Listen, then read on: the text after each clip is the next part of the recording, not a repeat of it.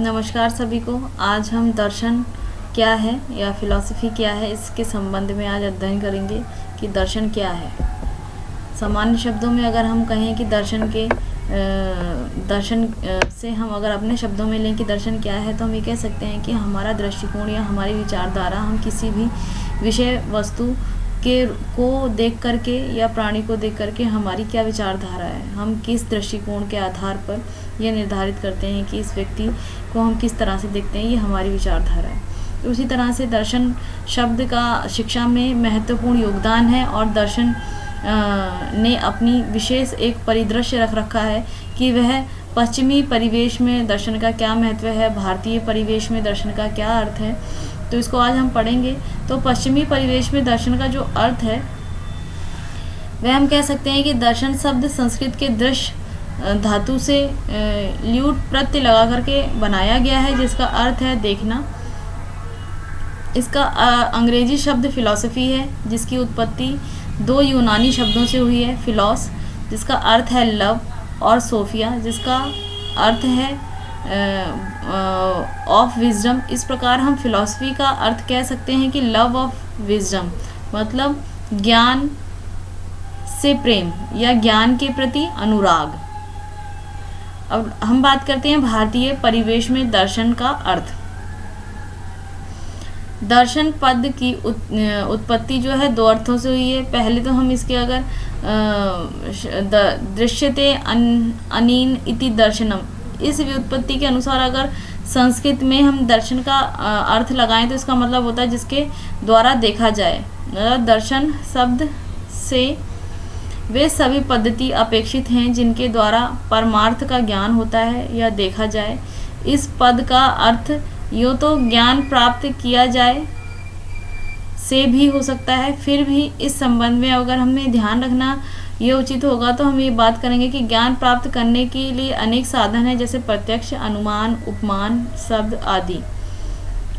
लेकिन इन सभी से सबसे प्रसिद्ध और प्रमुख साधन है प्रत्यक्ष। प्रत्यक्ष के भी इंद्रिय भेद से 5 प्रकार होते हैं, लेकिन इन सभी में जो ज्ञान चक्षु इंद्रिय से प्राप्त होते हैं, जिसे चाक्षुष प्रत्यक्ष कहते हैं या उसकी प्रमाणिकता सर्वोपरि होती है। तो शब्द भी इस प्रकार का प्रत्यक्ष है जिसको विश्वसनीय पुरुषों ने अपनी अविचलित बुद्धि और शुद्ध अंतःकरण से प्राप्त करके लौकिक जनों के उत्थान हेतु गुरु शिष्य परंपरा से प्रसारित किया है। प्रायः चारवाक को छोड़कर जितने भी भारतीय दार्शनिक हैं वे सभी विश्वसनीय वाक्यों की श्रेष्ठ प्रमाणिकता पर विश्वास करते हैं और वेद में आस्था रखने वाले शास्त्रकार तो ऐसा मानते हैं कि जैनों और बौद्धों के भी अपने अपने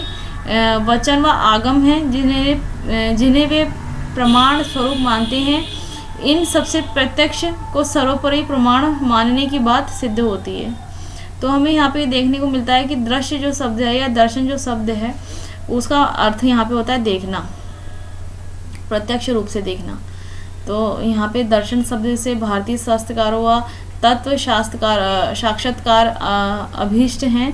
तो दर्शन शास्त्र के बारे में यहाँ पे इन्होंने अपनी अपनी विचारधाराएं प्रकट की हैं और बताई हैं। तो दर्शन की यहाँ पे बहुत सारी परिभाषाएं भी हैं, जिसमें दर्शन एक ऐसा विज्ञान है जो चरम तत्व के यथार्थ स्वरूप की जांच करता है, यह अरस्तु ने कहा है।